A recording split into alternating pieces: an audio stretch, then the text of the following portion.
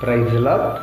ఈరోజు మనం భస్మ బుధవారం అంటే ఏమిటి, లెంట్ డేస్ అంటే ఏంటి, వాటిని మనం పాటించవచ్చా లేదా అనేటటువంటి విషయాలని మనం మాట్లాడుకుందాం. మొదటిగా భస్మ బుధవారం అనగా యాష్ వెన్స్డే అంటారు. యాష్ అనగా భస్మం అంటే బూడిద. ఈ భస్మ బుధవారం ఒక ఆచారంగా జరుగుతుంది. ఈ భస్మ బుధవారం గురించి బైబిల్లో ఉందా అంటే లేదనే చెప్పాలి. ఎక్కడా కూడా భస్మ బుధవారం గురించి రాయబడలేదు. అయితే పాత నిబంధనలో కొంతమంది భక్తులు, కొంతమంది వ్యక్తులు వారు ప్రార్థించేటప్పుడు ఉపవాసం ఉండి గోనెపట్ట కట్టుకుని బూడిదను పూసుకొని అని రాయబడి ఉంటుంది. అంటే ఆ భక్తులు బూడిదను పూసుకుని ఉపవాసం ఉన్నారు కాబట్టి అదిగో భస్మ బుధవారం గురించి బైబిల్లో ఉంది అని చెప్తారు. అయితే ఈ భస్మ బుధవారం గనక ఉంటే ఆ బూడిద రాసుకుని ఉపవాసం ఉన్నటువంటి వ్యక్తులు ఈస్టర్కి 46 రోజుల ముందే బూడిద రాసుకుని ఉన్నారా అంటే అలా ఎక్కడా లేదు. వారి సందర్భాలను బట్టి యోబు బూడిదలో కూర్చొని గోనెపట్ట కట్టుకొని ప్రార్థించినట్టుగా మనం చూస్తాం. అలాగే దానియేలు కూడా గోనెపట్ట కట్టుకొని బూడిద రాసుకొని ప్రవచించినట్టుగా మనం చూస్తాం. అలాగే యోనా నినివే పట్టణంలో ప్రకటించినప్పుడు అక్కడి ప్రజలు కూడా తమ పాపాలను ఒప్పుకోవడానికి ఉపవాసం ఉండి గోనెపట్ట కట్టుకుని బూడిదను రాసుకున్నట్టుగా. ఎస్తేరు గ్రంథంలో మొర్దెకై కూడా యూదుల మీదకి శ్రమ వచ్చినప్పుడు గోనెపట్ట కట్టుకుని బూడిద రాసుకుని ఉపవాసం ఉన్నట్టుగా మనం ధ్యానం చేస్తాం. అది కరెక్ట్గా భస్మ బుధవారం అని ఎక్కడా రాయబడలేదు. కానీ వారు ఉపవాసం ఉన్నప్పుడు తగ్గింపునకు సూచనగా దేవుని సన్నిధిలో వాళ్ళు తగ్గించుకుని వాళ్ళని సరెండర్ చేసుకోవడానికి సూచనగా వారు అలా బూడిద రాసి ఉపవాసం ఉన్నట్టుగా ఉన్నది. అయితే ఈరోజు చాలామంది కూడా ఈ భస్మ బుధవారం ఒక ఆచారంగా తీసుకుని ఆ బూడిదను వారు సిలువలాగా వేసుకుని ఉపవాస దినాలు ప్రకటించేలాగా చాలామంది ఇది ఒక ఆచారం అయిపోయింది. అయితే అలా చేయాలని బైబిల్ గ్రంథంలో ఎక్కడా కూడా రాయబడలేదు. ఈ భస్మ బుధవారం ఉపయోగించే బూడిద ఏ బూడిదను వాడతారు అని అంటే జనరల్గా పోయిన సంవత్సరం ఈస్టర్ని మనం మట్టల ఆదివారం అంటాం. ఆ మట్టలను కాల్చిన తర్వాత వచ్చే బూడిదని ఏదైతే ఉందో వాటిని జాగ్రత్తపరిచి ఈ భస్మ బుధవారం రోజు వారు ఆ యొక్క సిలువ గుర్తుగా చాలామంది ఆ బూడిదను కొంతమంది నీళ్లలో కలిపి వాటిని రాసుకోవడం, సిలువ వేసుకోవడం, ఇలాగా ఒక పారంపర్యాచారంగా ఇది క్రైస్తవంలోనికి ప్రవేశించింది. అలాగే భస్మ బుధవారం అనేది ఈస్టర్ నుంచి 46 రోజుల వెనక్కి లెక్కగడతారు. ఈ 46 రోజుల్లో 6 ఆదివారాలు వస్తాయి. ఈ 6 ఆదివారాలని విజయ దినాలుగా ప్రకటించి 46 నుంచి 6 తీసివేస్తే 40 దినాలు, ఈ 40 దినాలనే లెంట్ డేస్ అంటారు. అనగా చాలామంది శ్రమకాలం అని, ఉపవాస దినాలని అంటూ ఉంటారు. ఇక్కడ భస్మ బుధవారం దగ్గర నుంచి ఉపవాసాలు అనేవి ప్రారంభించి ఈస్టర్తో ఈ యొక్క ఉపవాస దినాల యొక్క ప్రక్రియ ముగుస్తుంది. ఇందులో 6 ఆదివారాలు తీసివేస్తే మిగిలిన 40 దినాలను లెంట్ డేస్గా పరిగణిస్తారు. ఈ 40 దినాల కూడా బైబిల్లో చాలా ప్రాముఖ్యత ఉంది. ఈ ప్రాముఖ్యతను ఆధారం చేసుకుని ఈ యొక్క లెంట్ డేస్ని ప్రకటిస్తారు తప్ప ఇలాగ 40 దినాలు ఈస్టర్కి ముందు పాటించాలి అనేది కూడా దేవుని యొక్క గ్రంథంలో రాయబడలేదు. అయితే 40 యొక్క ప్రాముఖ్యత ఏంటి అని అంటే యేసు ప్రభువు వారు పరిచర్యకు వచ్చే ముందు 40 దినాలు ఆయన ఉపవాసం ఉన్నట్టుగా, మోషే పర్వతం మీదకి వెళ్ళినప్పుడు 40 దినాలు ఉపవాసం ఉన్నట్టుగా, నోవాహు దినములలో 40 పగళ్ళు 40 రాత్రులు ప్రచండ వర్షం కురిచినట్టుగా, ఈ విధంగా ఇంకా కొన్ని సంఘటనలో 40 అనేది ఒక ప్రాముఖ్యత కలిగి ఉన్నది. కాబట్టి ఇక్కడ కూడా 40 దినాల యొక్క శ్రమకాలం అనేది ఒక ఆచారం. దీనికి ఒక 1000 సంవత్సరాల చరిత్ర మాత్రమే ఉంది. గతంలోకి చూసుకుంటే యేసు ప్రభు శిలువ మరణం నుంచి ఆయన మరలా తిరిగి లేచి వరకు ఉన్న మధ్య కాలాన్ని 40 గంటలుగా పరిగణలోకి తీసుకున్నారు. ఈ 40 గంటల యొక్క శ్రమ కాలక్రమేణా ఏమైంది అంటే 40 ఉపవాస దినాల కింద మార్చడం జరిగింది.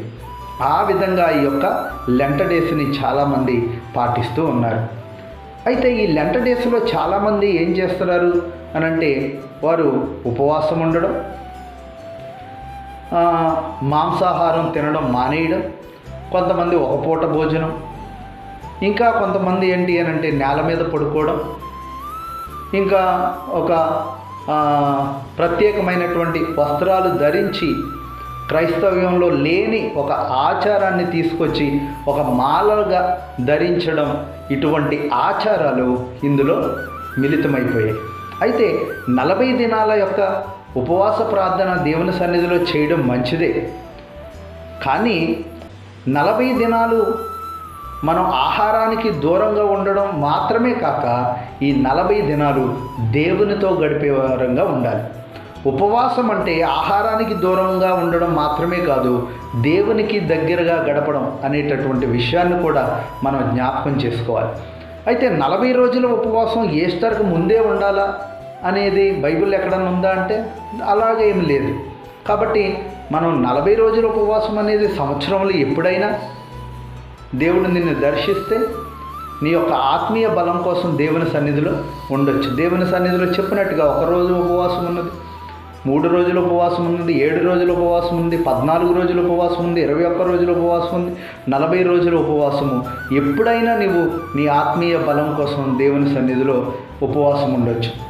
కానీ ఇలాగా ఒక ప్రత్యేకమైన ఆచారంగా ఇప్పుడే ఈ 40 దినాలు ఉండాలి, ఈ 40 దినాలు ఈ ప్రత్యేకంగా ఉండాలి అనేటటువంటి ఆచారాలు ఎక్కడా కూడా దేవుని యొక్క గ్రంథంలో లిఖించబడలేదు. అయితే ఈ 40 దినాలు మనం ఆత్మీయంగా ఒక ప్రత్యేకంగా ఉపవాసంగా చాటించుకొని దేవునితో సమయాన్ని గడపడానికి మనం వినియోగించుకోవాలి. అయితే దేవుని యొక్క వాక్యం ఏం సెలవిస్తుంది? మీరు ఉపవాసం ఎలా చేయాలి అని అంటే, మనం ఉపవాసం చేసేటప్పుడు వేషధారులాగా ఉండకూడదు. దేవుని యొక్క వాక్యం సూటిగా సెలవిస్తుంది, మీరు ఉపవాసం చేయనప్పుడు వేషధారుల వలె ఉండవద్దు. లెంట డేస్ యొక్క ప్రాముఖ్యత ఏంటి అని అంటే, 1 ప్రార్థన, 2 ఉపవాసం, 3 దాతృత్వం. ఈ 3 మీద ప్రాధాన్యత కలిగి మనకి లెంట డేస్ అనేవి ఉంటాయి. దేవుని యొక్క వాక్యం మత్తయి సువార్తలో సెలవిస్తుంది, మీరు ప్రార్థన చేయనప్పుడు వేషధారుల వలె ఉండవద్దు.